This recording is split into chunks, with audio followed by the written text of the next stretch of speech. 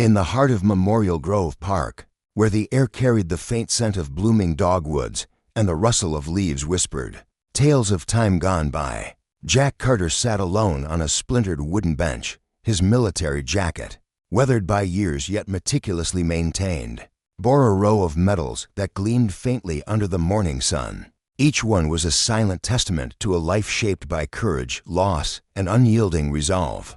His posture was upright, disciplined, a soldier's stance even now, decades after the battlefield had faded from his daily reality. But his eyes deep, dark pools shadowed by the weight of memory gazed somewhere far beyond the park's borders. For Jack, this wasn't just a patch of green amid the city's sprawl. It was hallowed ground, a sanctuary where he could sit with the ghosts of his fallen brothers and wrestle with the bittersweet burden of his own survival. The quiet hum of his thoughts off jungles thick with menace, of comrades lost to the chaos of war was suddenly pierced by the sharp clack of boots striking pavement. Jack's head tilted slightly, his senses honed by years of vigilance kicking in.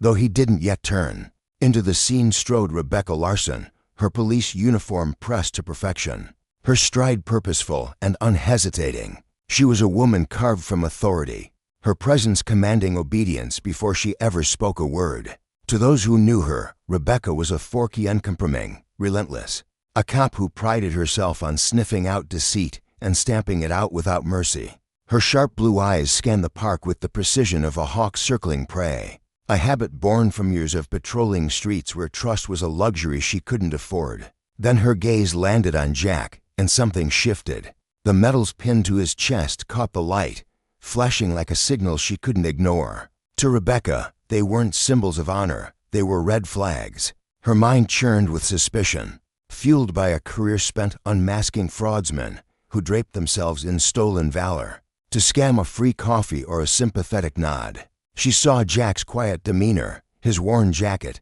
and the dissonance gnawed at her. He didn't fit the image she held of a veteran too still, too unassuming. In her world, real heroes wore their pride loudly, or so she'd convinced herself. What she didn't see, what she refused to see, was the man beneath the medals, a soul tempered by trials she couldn't fathom. Rebecca approached with the confidence of someone who rarely met resistance. Her shadow stretched across Jack, darkening the bench as she planted herself before him. "Morning," she said, her voice crisp and edged with command, less a greeting than a summons. Jack glanced up, his eyes meeting hers for a fleeting moment, calm, steady, unreadable before drifting away. He wasn't in the mood for pleasantries, not here, not now. Rebecca's brow furrowed, her patience already thinning. She pointed at his chest, her finger hovering just above the medals. "Those real?" The question sliced through the air, sharp and loaded, an accusation cloaked as curiosity. Jack's shoulders stiffened, a subtle ripple of tension beneath his composed exterior. He said nothing, his silence a wall she couldn't breach. It wasn't defiance not yet, but a choice, a refusal to justify his existence to a stranger. Rebecca leaned closer, her lips curling slightly with a hint of scorn. "It's illegal to impersonate a veteran, you know. Plenty of folks slap on a uniform and some cheap pins, thinking it'll get them a handout. Not on my watch." Her words dripped with judgment, each syllable a jab meant to provoke. Jack shifted, his hands settling on his knees, fingers curling slightly as if grounding himself. Still, he held his tongue. His silence wasn't cowardice, it was a reservoir of strength, a quiet power she couldn't rattle. Rebecca's jaw tightened, her stance growing rigid. "I'm talking to you," she pressed, her voice rising with irritation. "You can tell me where you got those medals, or I'll assume you're hiding something." Finally, Jack lifted his head, his gaze locking onto hers with an intensity that made her falter. "Just for a heartbeat, assume what you want, officer," he said, his voice low and even, carrying a weight that belied its softness. "But tread carefully. You don't know who you're dealing with." There was no threat in his tone, only a warning, a quiet assertion of a truth she couldn't grasp. Rebecca blinked, thrown by the calm resolve in his words. She was used to people buckling under her scrutiny, stammering excuses or bowing to her badge. Jack's steadiness unnerved her, stoking the ember of frustration into a flicker of anger. "I don't need to know who you are," she shot back, stepping closer, her boots scuffing the dirt. "I know enough. Men like you think that jacket's a free pass. Not today. Take those medals off now. Jack exhaled, a slow, measured breath that carried the weariness of a man who'd fought too many battles to count. These medals, he said, his voice firm yet restrained, were earned in places you've only read about in textbooks. They're not coming off. His words were a line in the sand, drawn with the quiet dignity of someone who'd paid for every inch of it in blood and sweat. Rebecca's eyes blazed, her authority challenged in a way she couldn't stomach. Earned, huh? She snapped, her voice rising as she closed the gap between them. Prove it, then. Or are you just gonna sit there, hiding behind silence and empty claims? The air between them thickened, charged with a tension that rippled outward, drawing the attention of the park's scattered visitors. A jogger slowed her pace. Peering over her shoulder, an elderly man feeding pigeons froze, his hand hovering midair. Whispers began to weave through the crowd, a murmur of curiosity and unease. Jack rose to his feet, his movements deliberate, his frame towering despite the years that had etched lines into his skin. He wasn't a young man anymore, but his presence filled the space, unyielding and resolute. Prove it, he echoed, his voice dropping to a steely whisper. I don't have to prove anything to you. Rebecca's hand twitched near her belt, brushing the edge of her radio as if weighing her next move. You don't get to decide that, she retorted, her tone sharp enough to cut glass. This is my jurisdiction. I've got every right to question you. You've got the right to ask, Jack replied, his calm unshaken, but respect. That's not something you can demand. And accusing a man like me without cause, if that's disrespect. His words landed like stones, heavy with truth, exposing the fragility of her stance. Rebecca's lips pressed into a thin line, her pride stung. To her, this wasn't about reason, it was about control. And Jack's refusal to bend felt like a personal affront. You think this is about respect, she said, her voice climbing, drawing more eyes. This is about truth, and the truth is, I don't believe you.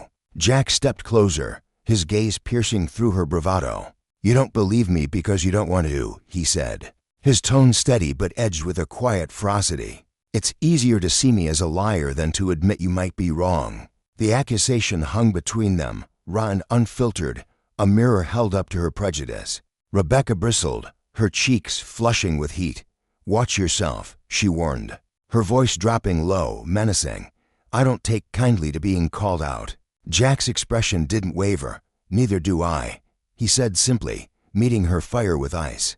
The crowd thickened now, onlookers forming a loose semicircle, their hushed debates buzzing like static. Some nodded faintly, drawn to Jack's quiet strength. Others watched Rebecca, waiting to see how far she'd push this fragile standoff. She took another step, her hand grazing her radio again, her frustration boiling over.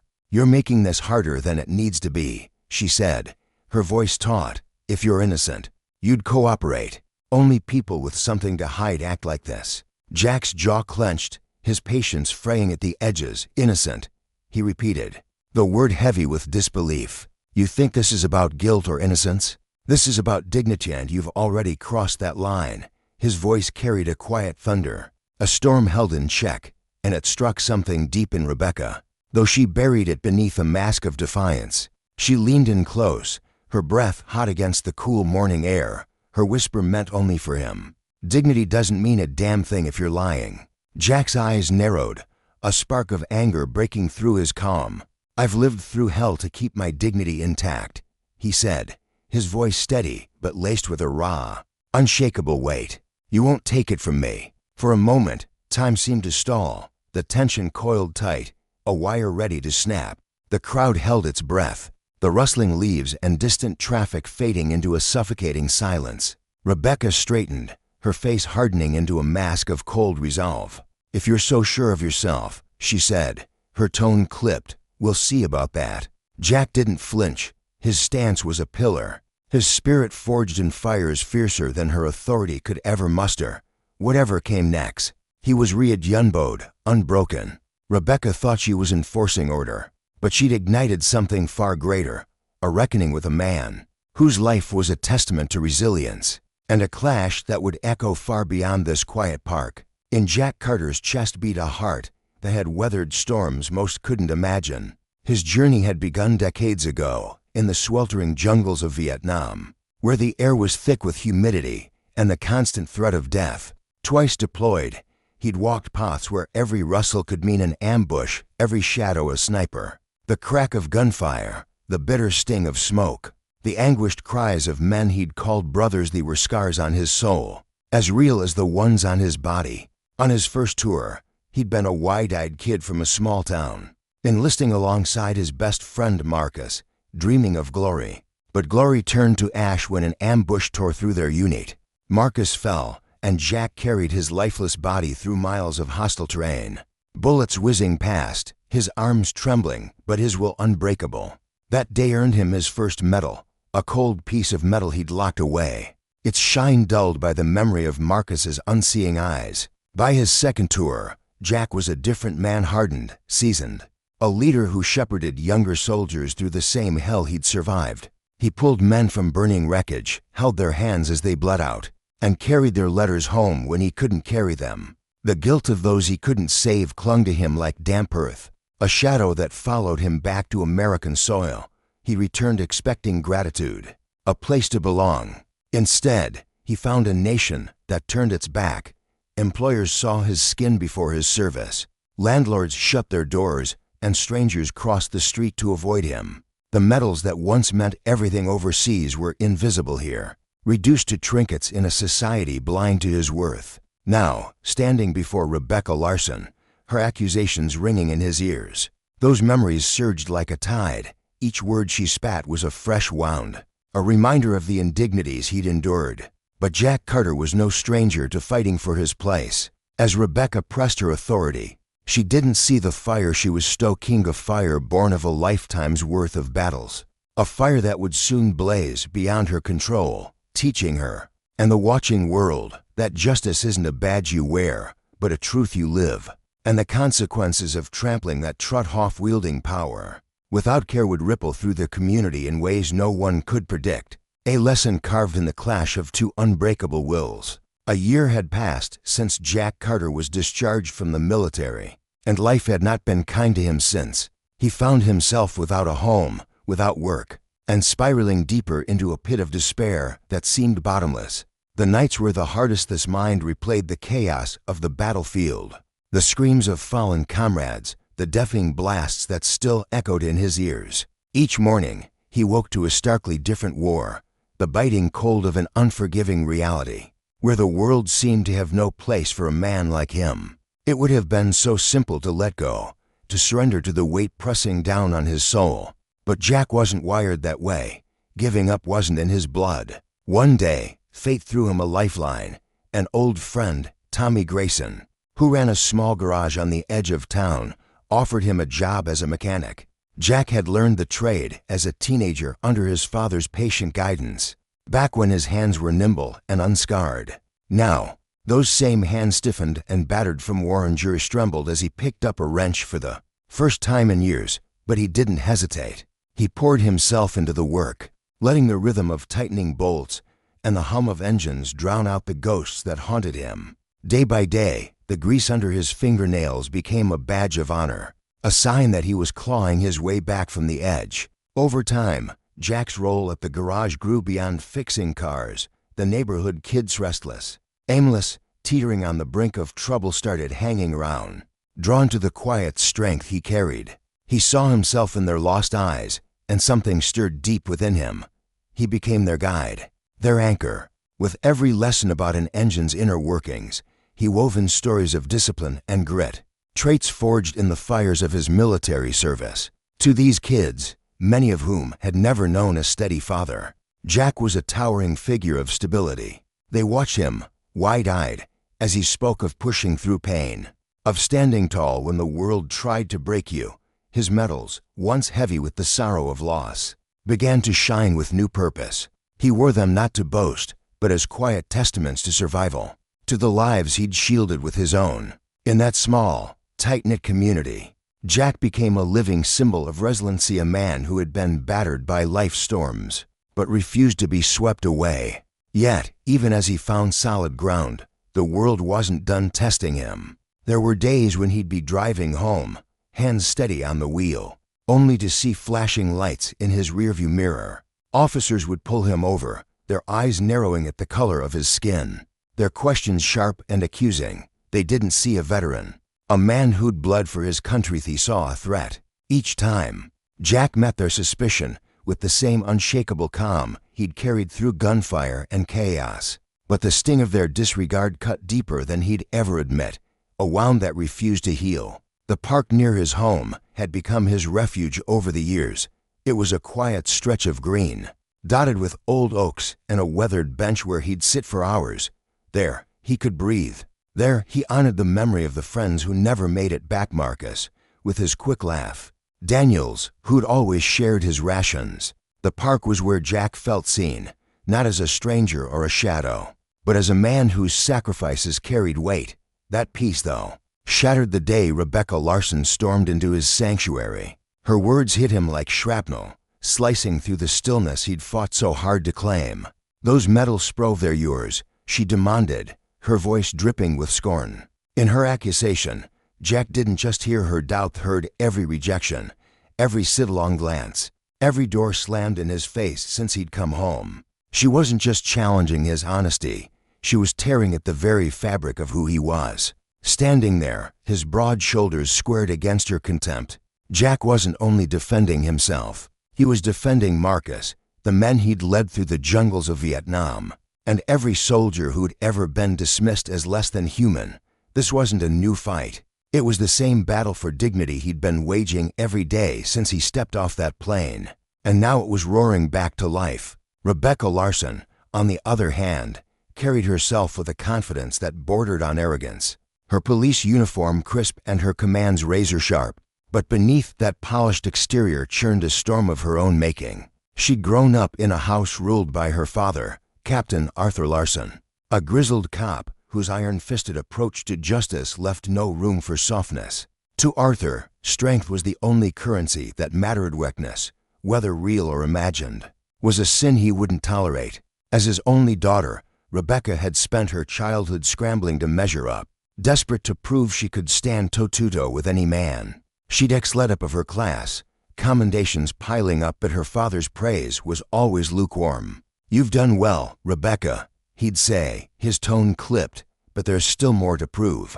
Those words burrowed into her, planting a seed of insecurity that grew tangled with her ambition. When she joined the police force, Rebecca threw herself into the job with a ferocity that startled even her peers. In a world dominated by men, she felt their eyes on her, constantly judging, waiting for her to falter. Her father's shadow loomed larger still, his unspoken expectations a weight she could never shake. Authority became her armor, a way to bury the vulnerability she refused to face. She gripped her badge like a lifeline, wielding it against anyone she deemed unworthy. Years, cheats, those who hid behind sob stories to dodge accountability. To Rebecca, control was everything. It was how she kept the world from seeing the cracks in her carefully built facade. That day in the park, when she locked eyes with Jack Carter, something snapped inside her. The medals pinned to his worn jacket glinted in the sunlight, and to her, they were a red flag. She'd seen too many frauds wrap themselves in borrowed glory,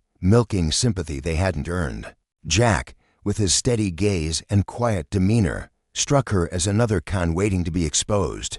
"Those medals," she barked, her voice slicing through the air. "You expect me to believe they're yours?" His silence only fueled her irritation. Like sandpaper against her nerves, she needed him to crack, to give her something, anything, justify the suspicion boiling in her chest. Jack's response was a wall of calm she couldn't breach. "I don't need your belief," he said, his voice smooth as stone. Her jaw clenched so hard she felt it in her teeth. "People like you always have a story," she shot back, stepping closer, her boots crunching the gravel beneath her. "But stories don't make them true. Where's your proof?" Jack didn't flinch, didn't blink. "Proof?" he echoed, his tone even but piercing. "It's in the blood I spilled, the lives I saved." "But you wouldn't understand that, would you?" Her face flushed, a heat rising from her chest to her temples. His defiance felt like a personal affront, a direct challenge to the authority she'd fought so hard to claim. Rebecca wasn't used to being questioned by suspects, not by anyone. "Don't turn this on me," she snapped, her voice rising as she closed the gap between them. "I've seen plenty of people claim things they didn't earn. How do I know you're not one of them?" Jack's eyes bore into hers, unyielding. "You don't," he said simply. "But that doesn't give you the right to strip me of what I've earned." Her frustration erupted. "A dam breaking under pressure, right? I'm the one enforcing the law here. Not you," she spat, her hand brushing the radio on her belt, a subtle threat she knew he'd catch. "You think wearing a jacket full of medals makes you untouchable?" Jack's lips pressed into a thin line, his patience fraying at the edges. "You seem awfully quick to decide who's worthy and who isn't," he said, his voice low but laced with steel. She leaned in, her breath hot against the cool air. "I decide what's suspicious," she hissed, "and right now, you're looking pretty suspicious to me." Jack didn't waver, his gaze locked on hers. "Suspicious of what?" he asked. "Surviving a war, earning respect the hard way? Or is it just easier for you to see a liar than a man who's been through hell?" Her hand twitched near her radio, the tension crackling between them. "You want to take this further?"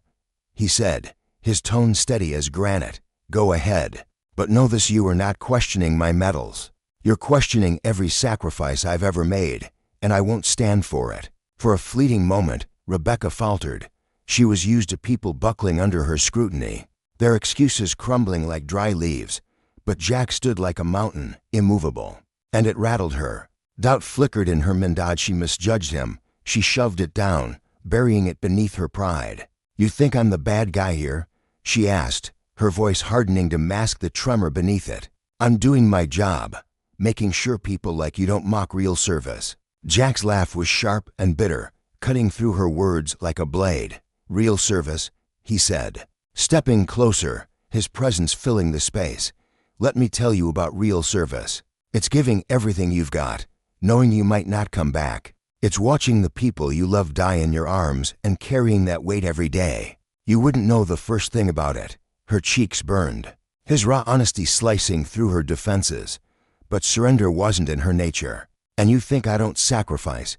she fired back, her voice trembling with suppressed fury. "I've had to fight for everything, people doubting me, waiting for me to fail. Don't act like you're the only one who's had it hard." Jack's expression softened, but only a fraction. "Maybe you have," he said quietly. "But that doesn't give you the right to tear someone else down to prove yourself." The air between them grew thick, a suffocating clash of wills. Rebecca felt her grip on the situation slipping, and it infuriated her. She wasn't just fighting Jack, she was fighting the gnawing fear that her authority, her identity, was built on sand. "Enough," she said at last, her voice strained but resolute. "If you're not going to cooperate, we'll do this the hard way." Jack took a step forward, his voice a low, steady thunder. "You don't get to rewrite my story.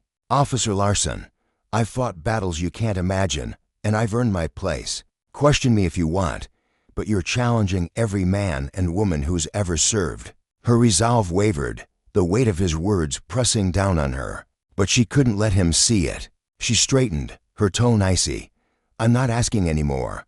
Take those medals off or I will." His eyes darkened, a storm brewing behind them. For the first time, his voice rose, sharp and unyielding. "You put one hand on me, and you'll regret it," he said, each word a hammer strike. Rebecca froze, her hand hovering inches from his chest. "Are you threatening me?" she snapped, her voice climbing as the murmurs of a gathering crowd buzzed around them. "Because I'm the one in charge here."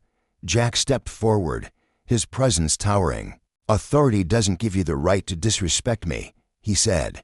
"You're crossing a line, and you know it." The onlookers, neighbors, kids from the garage, strangers drawn by the tension, watched in hushed anticipation. Among them was Tommy, his weathered face creased with worry as he clutched a wrench he'd brought from the shop, ready to step in if things spiraled further. The air crackled with the lessons of justice and consequence, a stark reminder that power, when wielded without care, could unravel the very fabric of a man's soul.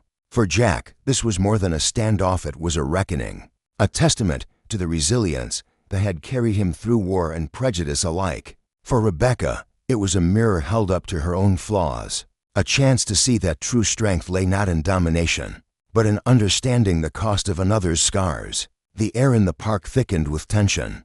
as a sharp exchange sliced through the usual hum of conversation.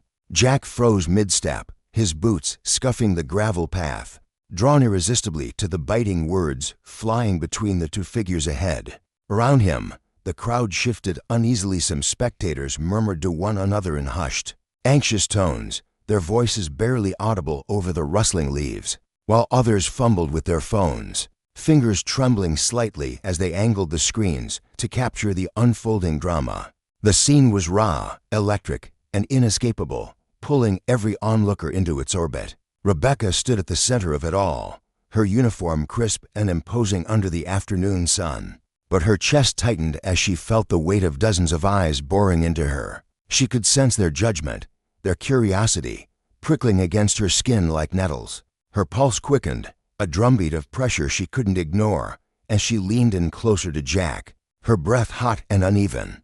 Her voice dropped to a low, dangerous growl, laced with a menace she hoped would mask the tremor beneath it. "You really don't get it, do you?" she hissed, her lips barely moving. "This isn't a game. If I decide you're a fraud, I can haul you in right now. You can sit in a cell and try to talk your way out of it there." The words felt heavy on her tongue, a weapon she wielded with practiced authority, but deep down, a flicker of doubt gnawed at her. Did she truly believe he was wrong? Or was this about something else entirely? Jack didn't flinch, his broad shoulders squared, and his jaw clenched so tightly the muscles twitched beneath his skin. He stood rooted to the spot, an unyielding oak against her storm, his dark eyes locked onto hers with a quiet, simmering defiance. "I don't owe you a damn thing," he said, his voice steady and firm, cutting through the charged air like a blade. "These medals pinned to my chest, they're mine. I earned them through blood and sweat and years you can't even imagine. You don't get to tear that away from me just because you're having a bad day." His words carried a weight that reverberated beyond them, striking a chord with the onlookers who edged closer, their faces a mix of awe and unease. Rebecca's lips curled into a scoff, a brittle sound that barely concealed the frustration bubbling inside her. It surged up her throat, hot and bitter, threatening to spill over into something uglier. "Men like you," she spat, her voice rising despite her efforts to keep it steady. "You always think the rules don't apply. You strut around like you're untouchable. Well, guess what? You're not above the law, no one is."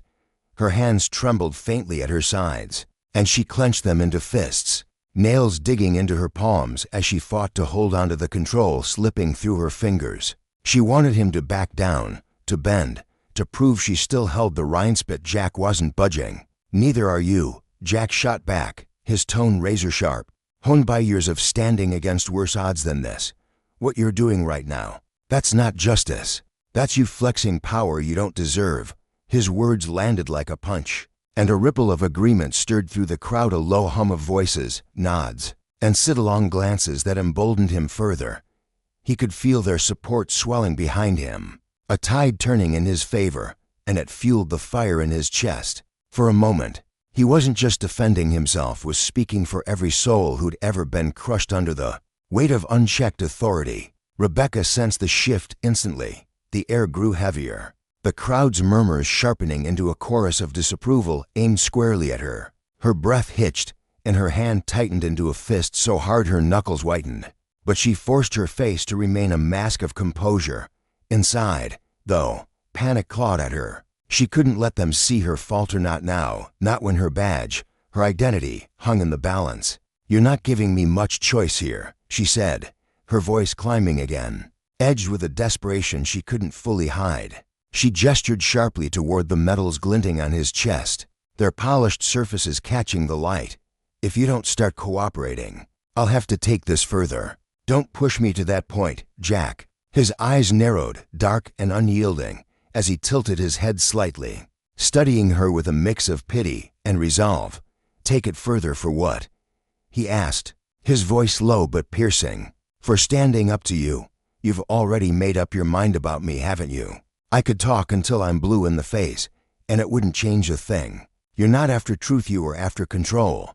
The accusation hung between them, stark and undeniable, and for a fleeting second, Rebecca felt it slice through her defenses. He was right, and she hated him for it.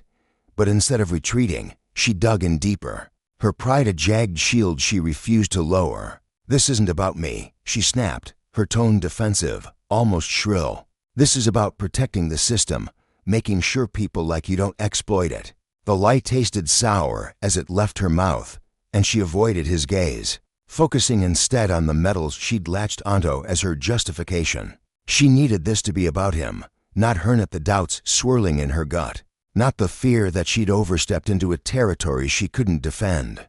Jack let out a short, bitter laugh, the sound rough and hollow.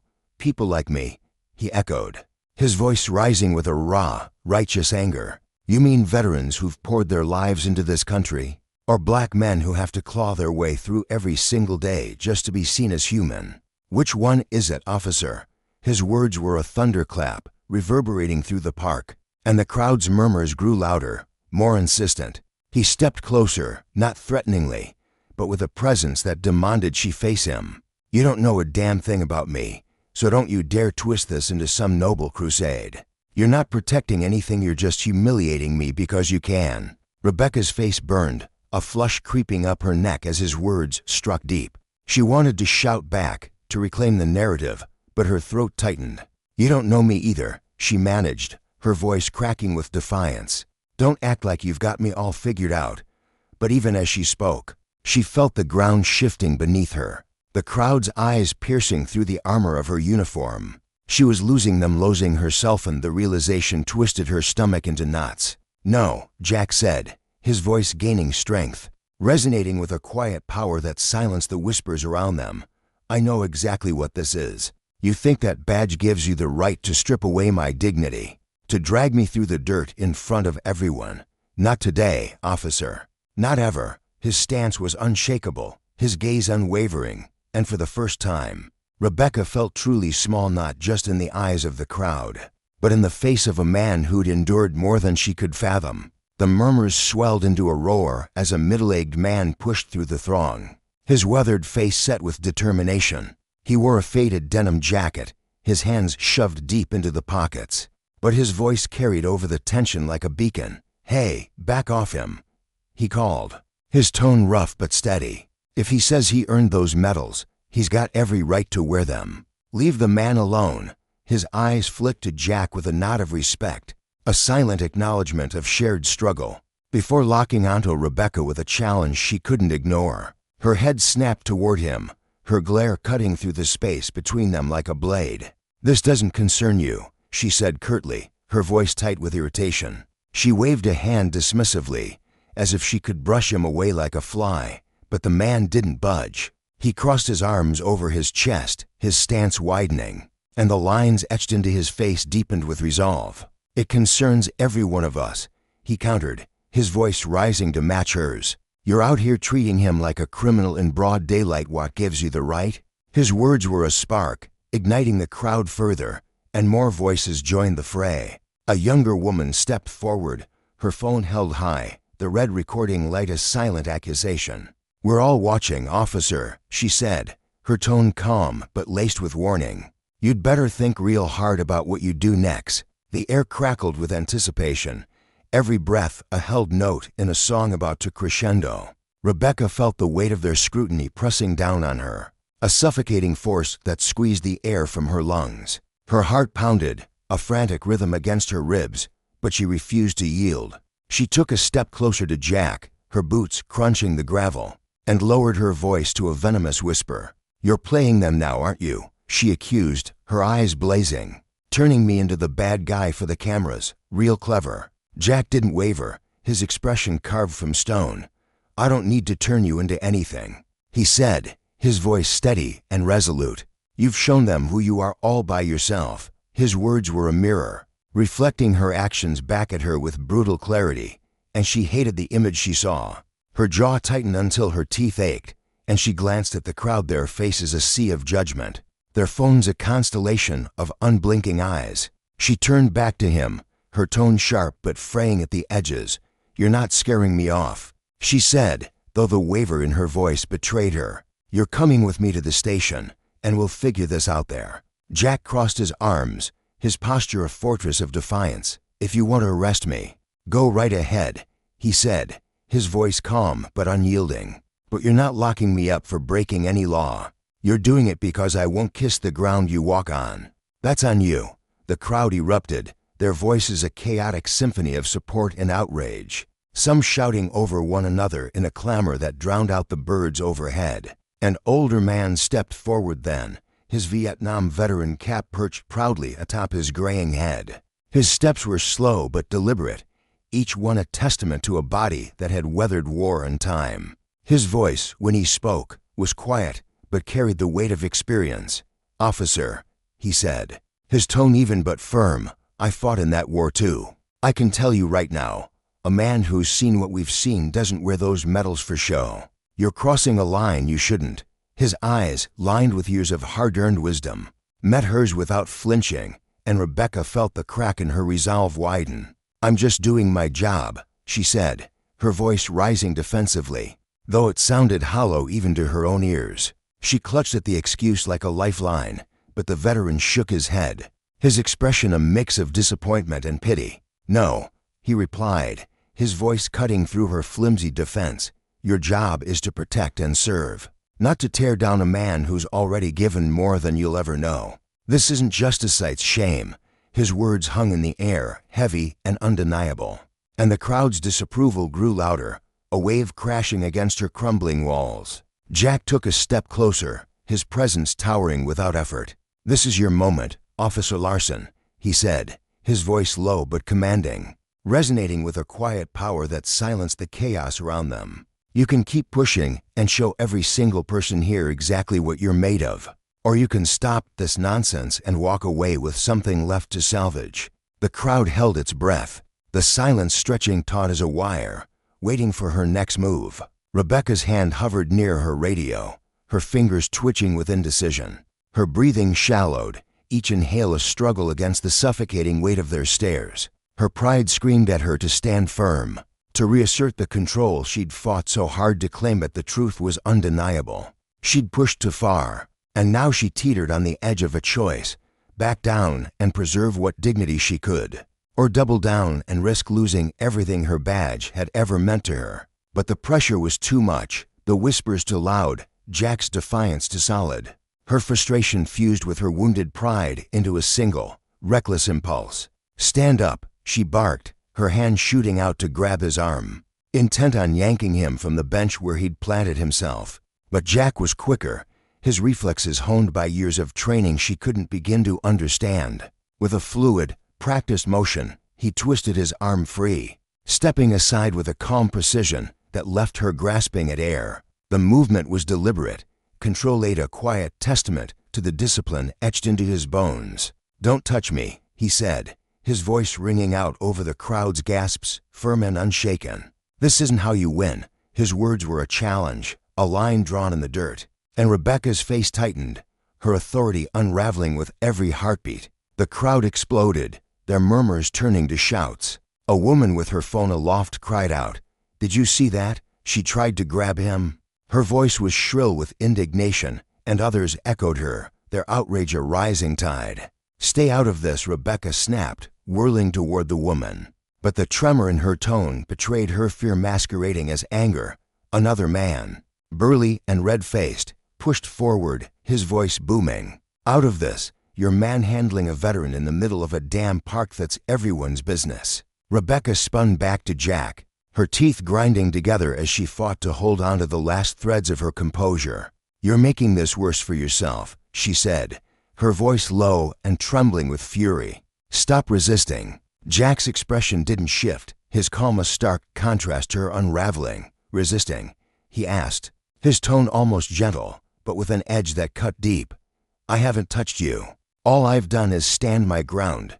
You're the one who stepped over the line, not me." His words were a quiet indictment, and she felt them burrow into her, exposing the fragility of her stance. Her eyes darted to the growing forest of phones, their lenses glinting like the eyes of 1,000 silent judges. The tide had turned fully against her now, and she could feel a cold, relentless current pulling her under. "I gave you a chance to cooperate," she said, raising her voice to drown out the crowd. "Though it cracked with the effort, you chose not to. And what does cooperation mean to you?" Jack countered, his voice steady, slicing through her bluster. Letting you rip away everything I've fought for just to stroke your ego? That's not justice, that's tyranny." His words were a spark, and the crowd caught fire, their voices rising in a chorus of agreement. Before she could respond, a clear, steady voice broke through the din. "He's right, officer." The Vietnam veteran stepped forward again, his presence a quiet storm. His posture was rigid with discipline, his cap a badge of honor, and his eyes locked onto Rebecca with an intensity that stilled the air. "This man's got more courage in his little finger than you'll ever grasp," he said, his voice loud enough to carry to every corner of the crowd. "What you're doing here isn't about the law, it's about your pride, and it's a disgrace." Rebecca's face flushed crimson, her breath catching as she turned to him. "You don't know the whole story," she retorted, but the conviction had drained from her voice, leaving it thin and brittle. "I know enough," the veteran replied, stepping closer, his gaze unwavering. "I know what it's like to fight for a country that doesn't always fight back for you. I know the weight of scars you can see and the ones you can't. I know what it's like to come home and have people look at you like you're nothing. And I know that what you're doing to him right now is wrong, dead wrong." His words were a hammer, each one driving a nail into the coffin of her justification, and the crowd murmured their assent, more phones rising to capture the moment. Rebecca's gaze flicked around, her confidence crumbling into a raw, exposed vulnerability. "This isn't about him," she said, her voice rising in a last, desperate stand. "It's about protecting the integrity of the uniform." "No," the veteran cut in, his tone sharp and final. "This is about you not understanding what that uniform stands for. You think you're guarding something sacred, but all you're doing is tearing down a man who earned every inch of what he's got. And for what? To prove you're in charge." His words stripped her bare, leaving her defenseless against the truth. She turned to Jack, her face a storm of anger and uncertainty, her hands trembling at her sides. "You've got them all on your side now," she said bitterly, her voice thick with resentment. "Congratulations." But even as she spoke, she knew the battle was lost not just to Jack, but to the lesson staring her in the face. Justice wasn't hers to wield like a club, and power, when abused, crumbled under its own weight. The crowd watched, silent now, waiting to see if she'd learn eat or fall to the consequences she'd built with her own hands. The air crackled with tension as Jack's voice sliced through the clamor of the restless crowd, steady and unshaken despite the chaos swirling around him. His words weren't loud, but they carried a gravity that silenced the murmurs for a fleeting moment. "Just because you wear that badge doesn't mean you're in the right," he said, his gaze locked on Rebecca, unwavering and piercing, as though he could see straight into the tangled mess of her thoughts. The crowd a patchwork of curious onlookers, frustrated bystanders, and a few simmering, with quiet outrage shifted restlessly. Their collective breath held as the confrontation unfolded under the blistering midday sun. Rebecca, clad in her crisp police uniform, felt a jolt ripple through her. Her hand hovered near the radio clipped to her shoulder, fingers twitching as if reaching for an anchor to steady herself. She took a cautious step back, the soles of her boots scraping against the gritty pavement, her chest tightening under the weight of 100 staring eyes. She'd walked into this moment expecting compliance, maybe even fear, but instead, she faced defiance not just from Jack, but from the growing swell of voices rising around her. "You're out of line, officer," a gruff voice barked from somewhere near the edge of the gathering. Sharp and unapologetic. "Let the man be," another chimed in, higher-pitched, laced with indignation. The words hit her like pebbles tossed into a still pond, rippling outward, stirring something unsteady deep within her. Her heart thudded against her ribcage, a frantic rhythm she couldn't quiet. She squared her shoulders, trying to reclaim the authority she'd always worn like armor. But every gesture felt hollow, every glance at the crowd a reminder that her grip on the situation was slipping. She darted a look back at Jack, his weathered face etched with a calm resolve that unnerved her more than any shouted insult. "I didn't come here looking for a fight," he said, his tone firm yet stripped of malice, each syllable deliberate. "But I won't stand here and let someone like you strip away what I've earned, not today, not ever." His words landed heavy, sinking into her like a stone dropped into deep water, stirring doubts she hadn't dared acknowledge until now. For the first time, a sliver of uncertainty crept into her mind, cold and insistent. Was she truly in the right? Or had her need to assert control twisted her perception of justice into something unrecognizable? Jack took a slow step closer, his boots scuffing softly against the cracked asphalt. His presence steady amid the storm brewing around them. His voice softened, but the steel beneath it remained. "Officer," he said, the word hanging in the air like a quiet challenge. "There's no shame in admitting when you're wrong, but there's a whole heap of shame in digging your heels in. When everyone around you can see the truth plain as day." Rebecca's shoulders stiffened, her jaw clenching as his words cut deeper than she wanted to admit.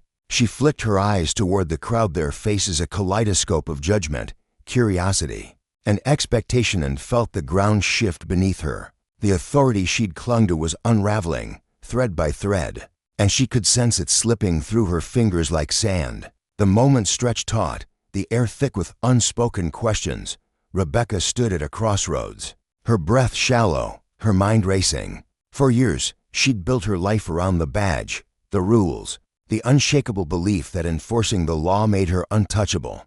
But now, staring into Jack's steady gaze, she felt the first cracks forming in that foundation, not just in her actions, but in the reasons driving them. The crowd fell silent, their collective weight pressing down on her, a storm gathering on the horizon, ready to break. Jack's voice cut through the stillness again, clear and unflinching. "You think strength is about authority," he began, his tone measured but resonant, each word landing like a hammer on glass. "You think it's about how loud you can yell or how tight you can hold the reins. But you've got it all wrong." Rebecca's jaw tightened, a flicker of unease dancing across her features. She straightened, crossing her arms as if to shield herself from the truth creeping closer. "And you think you know more about strength than I do," she fired back, her voice sharp with sarcasm, though a tremor of doubt undercut her defiance. "You don't have the faintest idea what it takes to stand where I'm standing." Jack didn't flinch. His eyes, lined with years of hard-earned wisdom, held hers without wavering. "Strength isn't about towering over someone," he said, his voice steady as bedrock. "It's about standing for something bigger than yourself. It's not about the medals pinned to my chest or that badge on your shoulder. It's about what we do with them. Real strength is lifting up the people who need it, not swinging your power like a club to knock them down." A murmur rippled through the crowd, soft at first, then swelling as his words struck a chord. Rebecca's gaze darted to the faces around her, some nodding, others whispering, their eyes boring into her with a weight she couldn't shake. It was like a tide turning, slow but relentless, pulling her under. "You talk a big game," she said, her voice rising as she fought to claw back control, her fingers curling into fists at her sides. "But words are cheap. Actions are what count." Jack's expression didn't shift, his calm unshaken. "Then look at my actions," he replied, his tone even but laced with quiet power. "Look at the years I've spent standing up for folks who couldn't stand for themselves. Look at the nights I've gone without sleep, the scars I've cried in it for applause. But because it was right." He stepped closer, his voice dropping to a near whisper, though its impact thundered through the space between them. "Can you say the same?" Rebecca froze, her breath catching in her throat. The question pierced straight through her pride, leaving her raw and exposed. "I enforce the law," she shot back, her voice tight with defensiveness. "That's what I do. That's my job." Jack's gaze didn't waver. "Enforcing the law doesn't put you above it," he said, his words cutting sharp and clean. "And it doesn't give you the right to pick and choose who deserves respect. Strength isn't in the badge, it's in the choices you make while wearing it." Her eyes narrowed, frustration boiling over like a pot left too long on the flame. "You think I've had it easy?" she demanded, her voice cracking with the strain of holding herself together. "You think standing in my shoes doesn't come with its own wars? I've fought for every scrap of respect, every promotion. Every inch I've gained, I've clawed my way here." Jack nodded slowly, his expression softening but not yielding. "Maybe you have," he said, his tone steady as ever. "But strength isn't about how hard you fight for yourself. It's about how hard you fight for others. And right now, all I see is someone scrapping to guard their pride, not their principles." The crowd's murmurs grew louder, a chorus of agreement weaving through the air, slicing through Rebecca's defenses like a sharpened blade. Her chest tightened, her breath coming in shallow bursts as she struggled to hold onto the authority slipping through. Her grasp, "Don't you dare lecture me about principles," she snapped, but the fire in her voice flickered, weaker than before. "You don't know what I've been through." Jack's response was simple, disarming in its honesty. "You're right. I don't know your story. But I know this: you don't build strength by breaking someone else. You don't earn respect by demanding it. And you don't lead with fear." Rebecca's hands balled into fists, her nails digging into her palms as the crowd watched her every move. Their eyes weren't just curious, now they were judging, peeling back the layers of her authority to reveal the person beneath. For the first time, she felt naked, not just as an officer, but as a woman standing on shaky ground. "Why are you doing this?" she asked, her voice quieter now, tinged with a vulnerability she couldn't mask. "Why stand here and call me out in front of everyone?" Jack stepped closer, his presence steady as an oak rooted deep in the earth. "Because I've spent my whole life being questioned, challenged, and pushed aside by people who thought their power gave them the upper hand," he said, his voice low but resonant. "And I learned a long time ago that real power doesn't come from a title or a badge. It comes from standing up for what's right, no matter who's trying to shove you down." Rebecca stared at him, the weight of his words settling over her like a heavy fog. Doubt seeped in, widening the cracks in her confidence, whispering questions she couldn't ignore. "You think you're better than me," she said, but the defiance in her tone was fading, replaced by something softer, more uncertain. "This isn't about being better," Jack replied, his voice calm but firm. "It's about being better than you were yesterday. Right now. You've got a choice: cling to your pride or let it go and step into the person you're meant to be."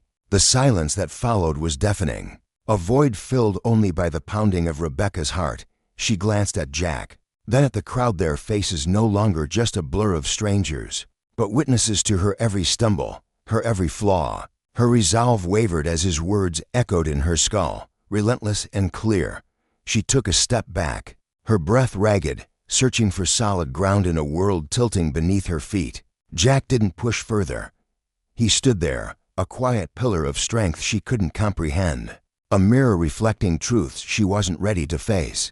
The air grew heavier still as the crowd's energy shifted, decisively tipping toward Jack. Voices rose, sharp and unyielding, their outrage a living thing directed straight at her. "This isn't right," a woman shouted, her voice slicing through the haze, raw with emotion.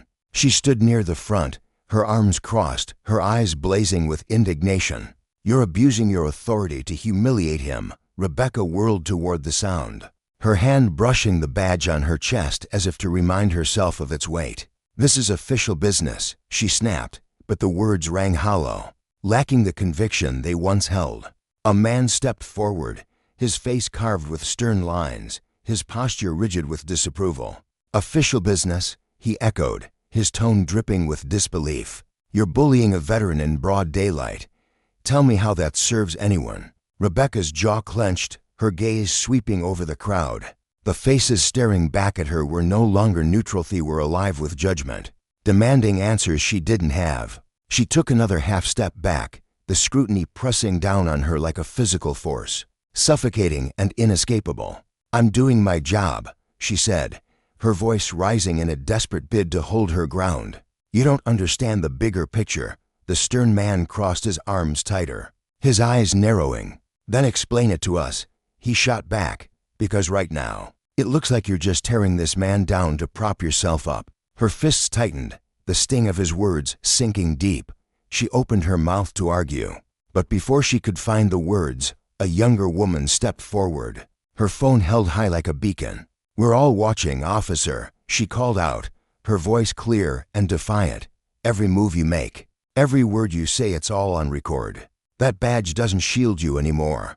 Rebecca's face flushed, heat rising in her cheeks as the reality crashed over her. The phones, the eyes, the voice, they were mirrors, reflecting her actions back at her in stark, unflinching detail. Her authority, once a fortress, now felt like a house of cards trembling in the wind. Another voice rang out, this one from a weary man with a weathered cap pulled low over his brow. "This man's got every right to stand here," he said, pointing at Jack. "Why are you trying to take that from him?" Rebecca's frustration boiled over, spilling out in a rush. "I'm not trying to take anything," she shouted, but her voice cracked, and she stopped short, realizing she had no solid ground to stand on. The crowd's scrutiny bore down harder, stripping away the last vestiges of her control. Jack broke the silence, his voice a calm anchor in the storm. "You're just what?" he asked, stepping in where she'd faltered. "Enforcing the law, protecting the public." "No, you're protecting your pride. That's all this is." Rebecca turned to him, her eyes flashing with a volatile mix of anger and uncertainty. "You don't know me," she said through gritted teeth, her voice low and strained.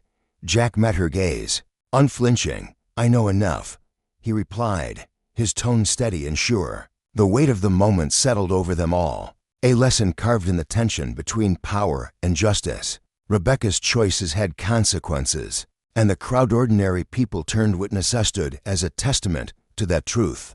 Jack, with his quiet strength, embodied a deeper lesson, that authority misused is no authority at all, and that the fall from pride is a steep one indeed. For Rebecca, the path forward was hers to choose, but the echoes of this day would linger, a reminder that true strength lies not in control, but in accountability. The air buzzed with restless energy as Jack's voice sliced through the clamor, steady and unshaken. "I've seen it time and again, those who twist power to their own ends always watch it slip through their fingers in the end." His words carried a quiet certainty, born from years of witnessing life's unyielding lessons. The crowd around him stirred, their murmurs swelling into a rolling tide of agreement, a chorus of voices rising to lift Jack higher. Their support wasn't just noisy, it was a living thing, pulsing with conviction, wrapping around him like a shield. Rebecca, standing a few paces away, felt the earth beneath her boots tremble, as though the very ground conspired to unseat her. Each shout from the crowd, each pointed word, chipped away at the fragile control she'd clung to for so long. Her pulse thudded in her ears, a frantic drumbeat drowning out her thoughts. "Apologize to him," a voice bellowed from the back, sharp and insistent, cutting through the din like a blade. "Admit you were wrong," another echoed, the words landing like blows. Her chest constricted, a vice tightening with every call for her reckoning. She darted her gaze across the sea of face, some flushed with anger, others alight with expectation, and her mind spun in a desperate whirl. To apologize would be to peel back the armor she'd forged over years, to confess that her pride had blinded her, that the badge pinned to her chest had become a mask for her own insecurities. Vulnerability was a stranger she'd banished long ago, buried beneath the weight of her authority. "I don't owe anyone an apology," she declared at last, but her voice cracked, betraying the resolve she fought to project. The crowd's response was immediate and merciless. Boos erupted like thunder, jeers crashing over her in a relentless wave. "Coward," someone spat, the word a barb that lodged deep. "Just say you're wrong," another voice demanded, raw with frustration.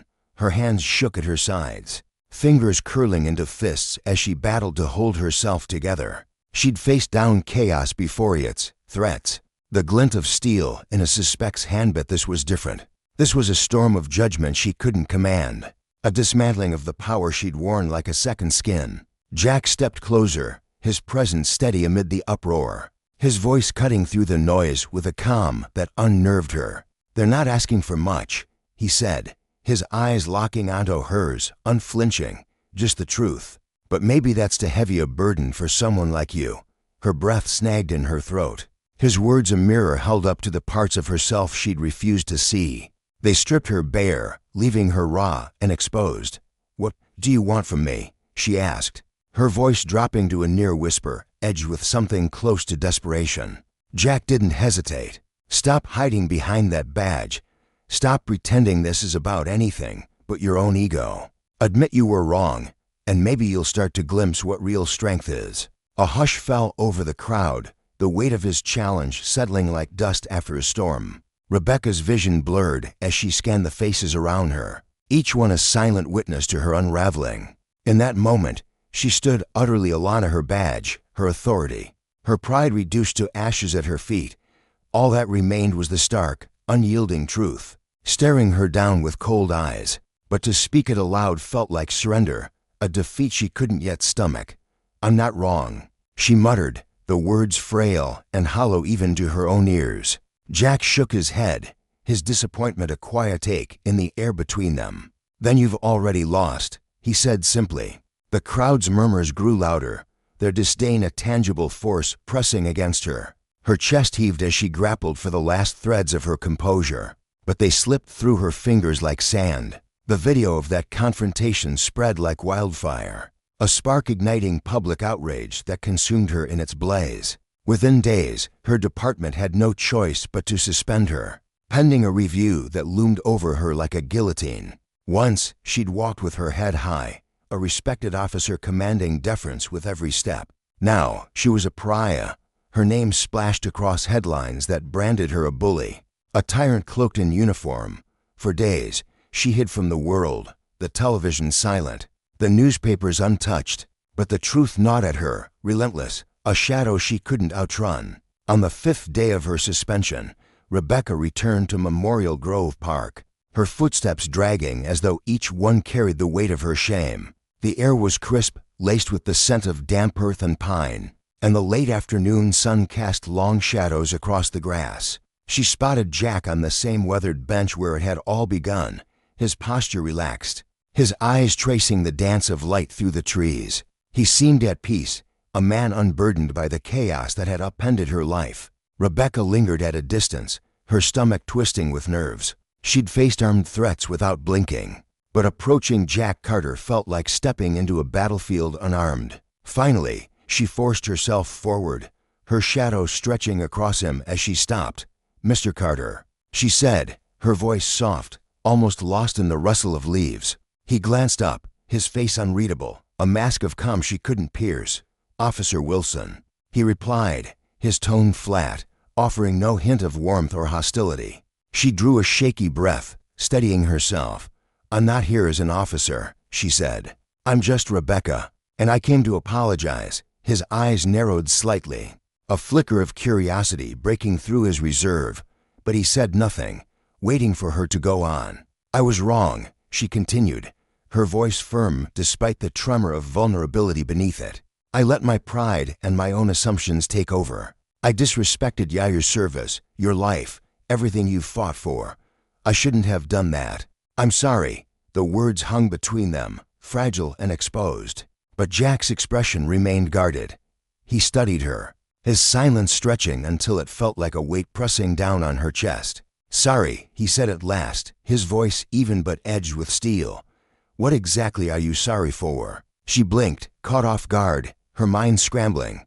"I just told you," she stammered. "I'm sorry for everything I did to you that day." He shook his head, a faint gesture that carried a world of meaning. "Words are cheap," he said. "Actions are what count. Do you even know what you did that day? Do you understand what it means to rip a man's dignity away in front of everyone?" Her throat tightened, a lump forming as his words sank in. "I didn't mean to," she began, but he cut her off, his tone sharpening. "But you did. You looked at me, knew nothing about me, and decided I didn't deserve the respect I've earned. You used your power to break me down, and now you think a handful of words can patch it up." Rebecca's mouth opened, but no sound came. Jack pressed on, relentless. "A real apology isn't just saying you're wrong. It's doing the work to make it right. So tell me, Rebecca, what are you going to do to fix this?" Her breath caught, his calm intensity slicing deeper than any anger could. She'd braced herself for rejection, for fury, but this quiet demand for accountability left her reeling. "I don't know," she admitted, her voice barely above a whisper. "I don't know how to fix it, but I want to try." Jack leaned back, his gaze unwavering, pinning her in place. "Trying isn't enough," he said. "You have to change, and that's not something you can pull off in one conversation." She nodded slowly, the gravity of his words settling over her like a mantle. "Then help me understand," she said, a plea threading through her tone. "Tell me where to start." For the first time, his expression softened, just a fraction. A crack in the wall he'd built. "Start by listening," he said. "To people like me, to the voices you've shut out for too long. Understand that respect isn't something you demand, it's something you earn by giving it first." She exhaled, the tension in her shoulders easing as she sank onto the bench beside him. "I've spent my whole life proving myself," she said, her voice quieter now, tinged with a weariness she rarely let show. "To my father, to my colleagues, to myself. I thought authority was the only way to get respect. Jack tilted his head, his eyes sharp but not unkind. And how's that working out for you? She managed a faint, bitter smile. Not great, she admitted. He nodded, as if he'd expected nothing less. Respect starts with humility, he said. It's knowing you don't have all the answers, and it takes more than one apology to build it. She stared at her hands, fingers twisting together as her mind raced. Then I'll take that time, she said finally, lifting her gaze to meet his. I'll listen. I'll learn. I'll do better. Jack held her stare for a long moment before giving a slight nod. I hope you mean that, he said, because this isn't just about me. It's about everyone who's stood where I've stood, felt what I've felt. If you're serious, you'll have to prove it to them, not just me. Their eyes locked, and for the first time, she felt the full scope of what he was asking, not just words, but a transformation, a shift in how she moved through the world. I will, she said, her voice steady with resolve. I'll prove it. A flicker of something respect perhaps passed through Jack's gaze, softening his features. We'll see, he replied, his tone measured but not dismissive. They sat there in silence, the park stretching out around them, alive with the hum of distant voices and the rustle of leaves. The tension that had crackled between them eased, giving way to a fragile calm. Rebecca knew the path ahead would be long and unforgiving, but for the first time, she felt the stirrings of readiness, a quiet determination to take that first uncertain step. That apology wasn't the end of her story, it was the opening of a grueling journey toward redemption, one that would demand she face the ugliest corners of herself. Weeks later, she stepped into the community center, her boots scuffing against the worn wooden floor. The walls were lined with photograph holders in crisp uniforms, others caught in fleeting moments of laughter or quiet reflection. Jack had invited her here, his voice steady over the phone as he'd said, if you're serious about changing, this is where you start. The room buzzed with life. Veterans scattered in small clusters, their faces etched with stories she'd never bothered to hear. Laughter mingled with the clink of coffee mugs, punctuated by stretches of heavy silence that spoke louder than words. Rebecca hovered near the entrance, an outsider in a world she'd dismissed for too long. Her shoulders tightened, her old instincts urging her to retreat. But Jack spotted her and waved her over. She crossed the room, each step a battle against the knot in her chest. His calm presence a lifeline she clung to as she approached. The air here was differenticular, weighted with memory and resiliency, and as she joined him, she realized this was more than a room.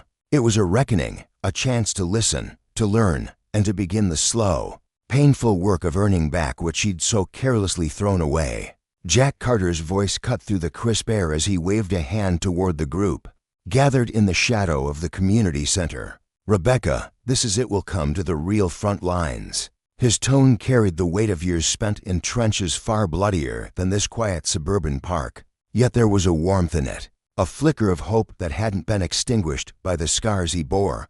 Rebecca Larson, standing stiffly in her navy blouse, managed a nod. Her voice, usually sharp and commanding, softened to a near whisper. I'm here to listen, she said, her eyes darting nervously across the weathered faces staring back at her. Jack gave a curt, approving nod. Good. Then let's dive in. He ushered her into the circle of veterans, a ragtag assembly of men and women whose eyes held stories too heavy for words alone. Some glanced at her with thinly veiled suspicion, their brows furrowing as if measuring the worth of this outsider in their midst. Others simply looked away, lost in their own private battles. But no one voiced their doubts aloud, not yet. For the next hour, Rebecca perched on a folding chair, her hands clasped tightly in her lap, as the group began to unravel the threads of their lives. The room buzzed with the low hum of voices, each one cracking open a window to a past she'd never truly seen. Thomas, a broad-shouldered man with a prosthetic leg peeking out from his faded jeans, spoke first. His voice was steady, but it trembled beneath the surface like a riverbed hiding a rushing current. I lost this to an IED in Afghanistan, he said, tapping the metal where flesh should have been. But that wasn't the worst of it. The real kick in the gut came when I got home. You step off that plane expecting something gratitude, maybe, or at least a nod of recognition. Instead, you get blank stares, People see a hero or a charity case, nothing else. No one cares about the in-between. His eyes, sharp and unyielding, locked onto Rebecca's. She felt the weight of his gaze like a physical blow, her chest tightening as his words sank in. "That sounds isolating," she ventured, her voice cautious, almost fragile. Thomas's stare didn't waver. "It is. And it's a hell of a lot worse when the ones who were supposed to have your back you treat you like the enemy." The accusation hung in the air, thick and suffocating. Rebecca's instinct was to push back, to insist she wasn't that kind of officer, that she didn't wield her badge like a cudgel. But the memory of her last run-in with Jack flashed through her raised voice. His quiet defiance seemed the protest died in her throat. Instead, she swallowed hard and nodded. "I hear you," she said, the admission tasting bitter but necessary. Another voice cut in, sharp and skeptical. Maria, a weary woman with a buzz cut and arms crossed tightly over her chest, leaned forward. "Do you, though listening's one thing, understanding's another. People see this," she gestured vaguely at her faded camouflage jacket, "and think it's all parades and shiny medals. They don't see the nights you wake up screaming, the guilt that gnaws at you, the way you're always fighting to fit in somewhere, anywhere." Her words were a challenge, daring Rebecca to prove she wasn't just another outsider playing at empathy. Rebecca's throat tightened, her fingers digging into her palms. "I'm trying," she said, her voice raw with earnestness. "I know I've screwed up. I've made mistakes, big ones. But I want to do better. I want to get it." Jack, who'd been leaning against the wall with his arms folded, finally stirred. His eyes, weathered but piercing, met hers. "Step one to getting it is admitting you don't have all the answers," he said, his tone measured but firm. "Step two is showing you're willing to put in the work to learn." Rebecca held his gaze, a spark of resolve igniting in her chest. "That's why I'm here," she replied, her voice steadier now, as if she'd found her footing on this unfamiliar ground. Over the next few weeks, the community center became Rebecca's second home. She showed up for every meeting, her boots scuffing the worn linoleum as she hauled chairs or poured lukewarm coffee into styrofoam cups. She threw herself into events, fundraisers, potlucks, late-night planning sessions, her sleeves rolled up, her brow furrowed with determination. At first, the veterans kept their distance, their conversations halting when she drew near. Thomas would shoot her sidelong glances, his jaw tight, as if waiting for her to prove she was just another do-gooder who'd vanish. When the novelty wore off, Maria's sharp tongue didn't soften either. She'd mutter critiques under her breath, testing Rebecca's resolve. But Rebecca didn't falter. One evening, as the sun dipped below the horizon and cast long shadows across the center's cluttered back room, she sat across from Thomas, a stack of flyers for a PTSD fundraiser between them. The air smelled of stale coffee and printer ink, and the hum of a flickering fluorescent light filled the silence.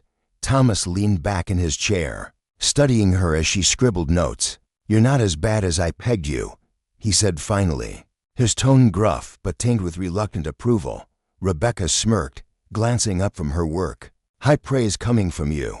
A rare chuckle rumbled from his chest, and for the first time, the tension between them eased, like a knot slowly untying. Maria's walls took longer to crack.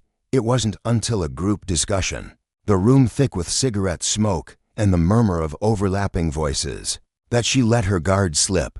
"They passed me over for promotions," she said, her voice bitter as she stared at the floor. "Said I couldn't handle it 'cause I'm a woman. Assumed I'd break under pressure."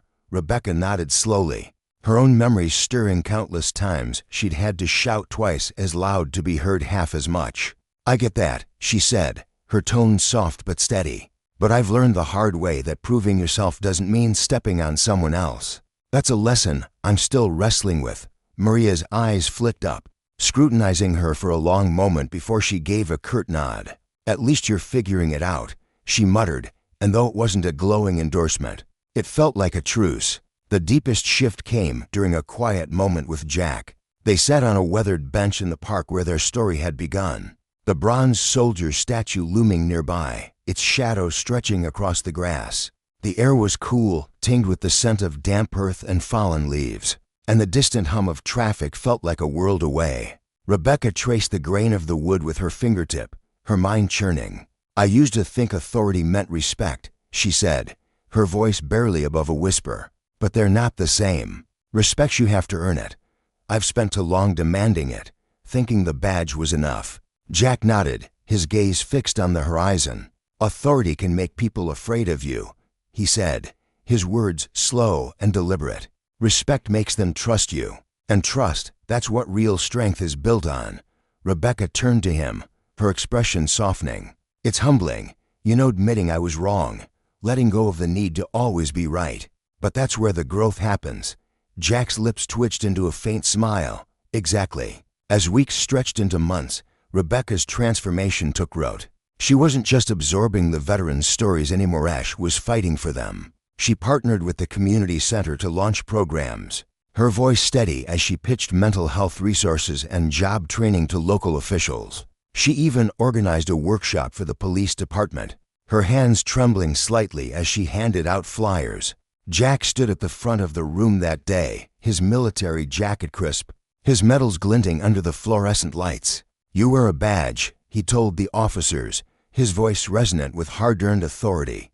"But it's not a shield to hide behind or a club to swing. It's a duty to listen, to understand, to serve." Rebecca lingered in the back, her heart swelling not with pride in herself, but in the path she'd walked to stand there. The memorial service arrived like a quiet storm. The park buzzed with life veterans in pressed uniforms, families clutching folded flags, neighbors whispering over the clatter of folding chairs. A stage stood by the bronze statue, its edges worn but proud. Jack sat near the front, his jacket gleaming, his posture straight despite the weight of years. The medals pinned to his chest caught the sunlight, no longer just relics of battles fought, but emblems of a respect he'd clawed back from a community that had once turned away. Speeches filled the morning, each one a tribute to sacrifice, a reminder of duty's steep price. Then the MC, a woman with a voice like polished steel, stepped forward. "We're here to honor someone special," she said, turning to Jack. "Jack Carter, your service to this country was just the beginning. Your courage, your heart, they've lifted us all." The crowd erupted, a wave of applause rolling through the park as Jack rose. His steps were steady, though his eyes shimmered with something unspoken. At the microphone, he paused, letting the noise fade. "Thank you," he began, his voice carrying over the stillness. "This isn't just for me. It's for every soldier who's come home to a world that doesn't get it. Every veteran who's had to fight for their place not out there, but right here." Heads nodded, faces solemn. "And it's for those who've chosen to see us, to hear us, to stand with us." His gaze found Rebecca, standing quietly at the crowd's edge, her simple jeans and blouse blending into the sea of faces. The crowd turned, expectant. Rebecca hesitated, her breath catching as every eye settled on her. She hadn't planned to speak, hadn't wanted the spotlight, but the moment pulled her forward.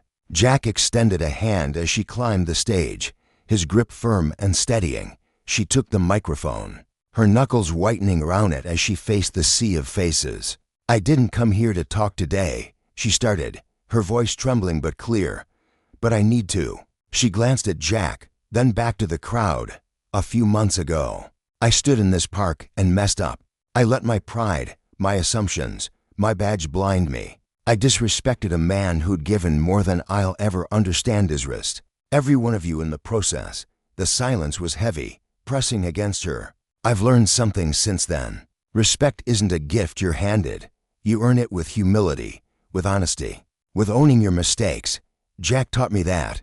He showed me that power without heart is hollow, that real strength is lifting others up, not pushing them down. Applause broke out, but Rebecca raised a hand, her eyes fierce. "Noden, clap for me. Clap for him. Clap for every veteran here who's faced fights we'll never grasp. They're the ones who deserve it." The sound swelled, a thunderous roar that shook the air. She stepped back, handing the microphone to Jack. He took it, his gaze lingering on her. "Thank you, Rebecca," he said, his voice low but resonant, "for listening, for learning, for standing here today."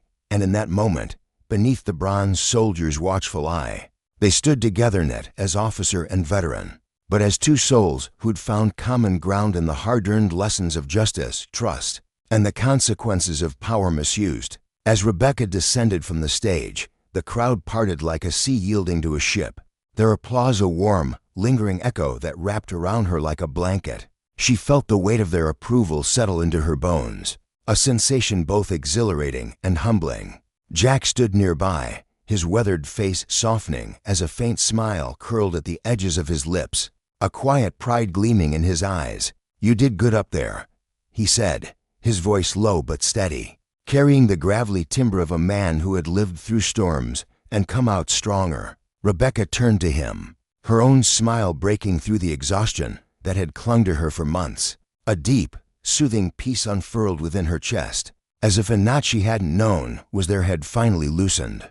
"I'm just trying to live up to your example," she replied, her words earnest, almost reverent.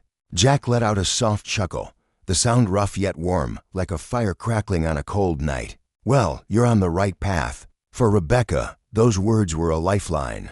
She hadn't always been this person, Simeon, who could stand before a crowd and speak with conviction. Someone who understood that true service wasn't about wielding power, but about embracing humility, empathy, and an unshakable dedication to justice. Once, she had been an officer cloaked in authority, her badge a shield she hid behind, believing it demanded respect rather than earned it. That version of her felt like a distant memory now, a shadow cast by the woman she was becoming. The journey had been long, fraught with missteps and hard-earned lessons, but standing beside Jack, she felt the stirrings of something new: hope, purpose, and the fragile beginnings of redemption. A week later, the two found themselves back at the community center, a modest building with peeling paint and creaky floors that somehow held the weight of countless stories. The room was packed, the air thick with anticipation as veterans and local residents crowded together, their faces a mix of curiosity and weariness. Jack took his place at the front, his broad shoulders squared, his presence commanding without effort. Rebecca lingered near the back, her arms crossed, her heart thudding with a quiet unease she couldn't quite name. This was Jack's moment, a conversation he had been preparing for weeks in open, raw dialogue about the struggles veterans faced and the ways society could rise to meet them. His voice cut through the murmur of the crowd, steady and deliberate, each word carrying the heft of experience. "Change doesn't happen overnight," he began, his eyes sweeping across the room, locking briefly with hers before moving on. "It takes patience, and that's something I've had to learn the hard way." He paused, letting the silence stretch, giving his words room to breathe.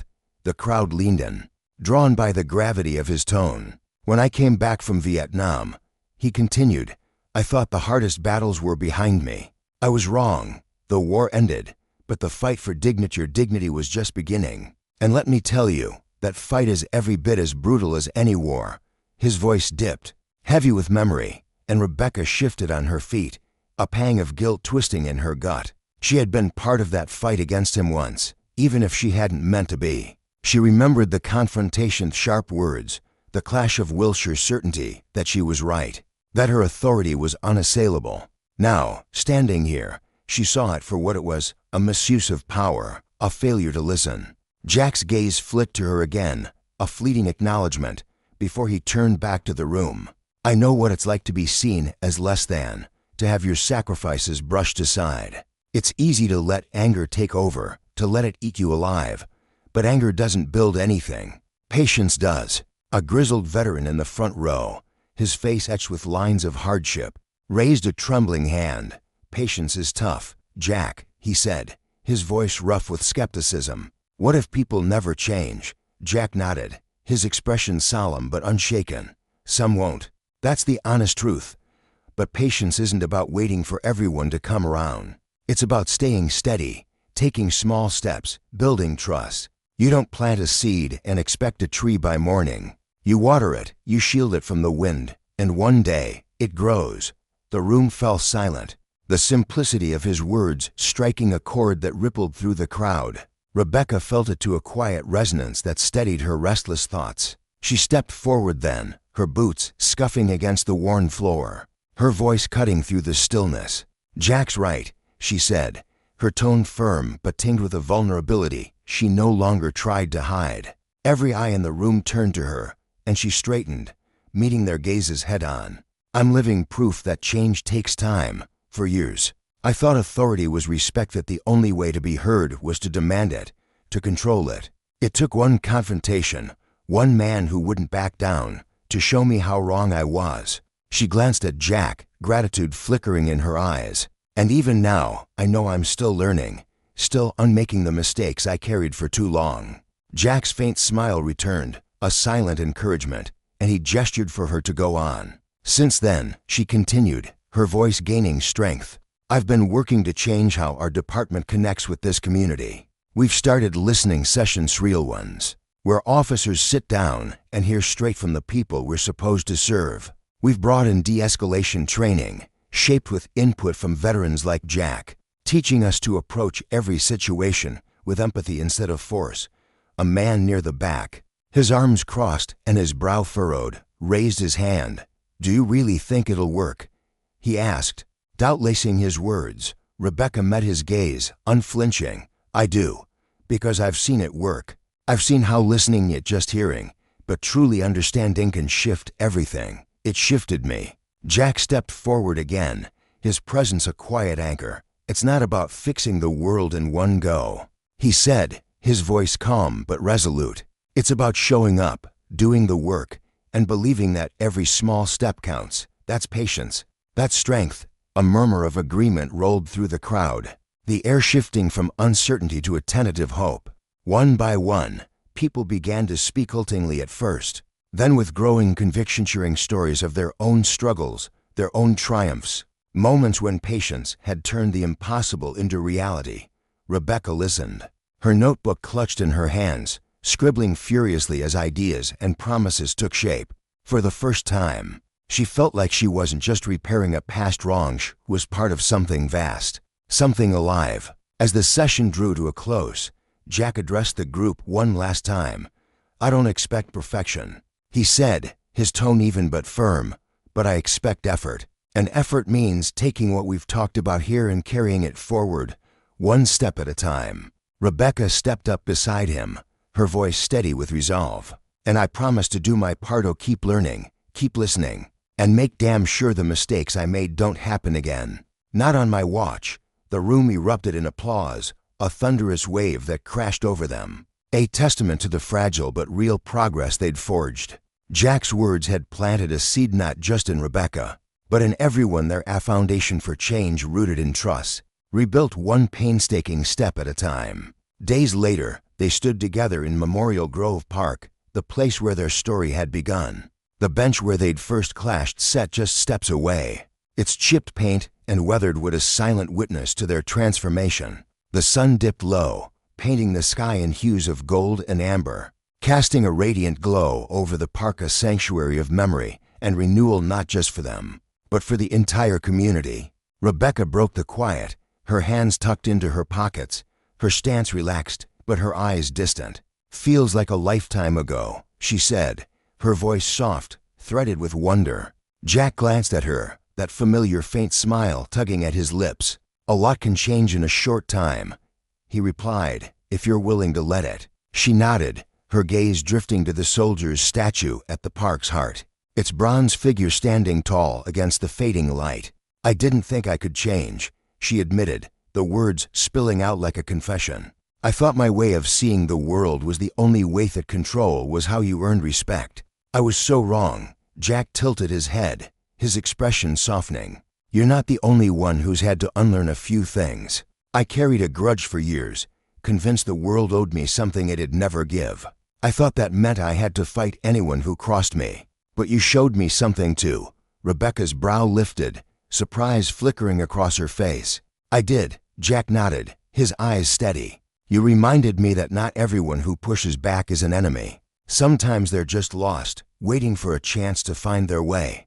And sometimes they do. They stood there, the silence between them comfortable, heavy with the shared weight of their journey. Behind them, a gaggle of children darted through the park, their laughter piercing the stillness like shards of light. Rebecca watched them, a softness settling over her features, easing the lines of tension she'd worn for so long. Do you think it'll last? She asked, her voice tinged with both hope and fear. The changes we've made at programs, the workshops, all of it. Jack crossed his arms, his gaze fixed on the horizon, Change isn't a straight road, he said. There'll be stumbles. Push back. But if we keep showing up, keep putting in the work, it'll stick. It has to. Before she could respond, a familiar voice called out, cutting through their reverie. It was Thomas, the veteran who'd once eyed her reforms with a skeptic's glare. He approached with a wide grin, his limp more pronounced in the evening chill. "Jack, Rebecca," he said, his tone bright. "The mayor just told me they're putting up a placcaretto on her. What you'd have done for this place." Rebecca's eyes widened, a flush creeping up her neck. "A plaque," Thomas nodded, his grin widening. "Yep. Something about reconciliation and the power of listening. This park could use more of that." Jack chuckled, the sound low and warm.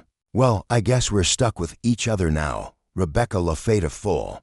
Genuine sound that felt like a release, lighter than anything she'd known in months. "Could be worse," she said, nudging him playfully. "At least I've got a decent partner in this mess." Thomas clapped Jack on the shoulder before limping back to the small crowd, gathering near the statue, leaving them alone once more. "It's not just about us," Rebecca said after a pause, her voice quieter now, more reflective. "This is bigger than that. It's about showing people it's never too late to turn things around. That no matter how divided we are, we can find something to stand on together." Jack nodded, his expression resolute. "It's about proving that dignity and respect aren't things you demand, they are things you offer. And it starts with listening." The sun sank lower, stretching long shadows across the grass. And as they turned toward the crowd, they were met with faces alight with hope and quiet admiration, a living testament to the trust they'd painstakingly rebuilt. "This isn't the end," Rebecca murmured, her voice barely above a whisper. "No," Jack agreed, his tone firm. "It's just the start." Their steps fell into rhythm as they walked toward the group, their purpose clear, their resolve unshaken.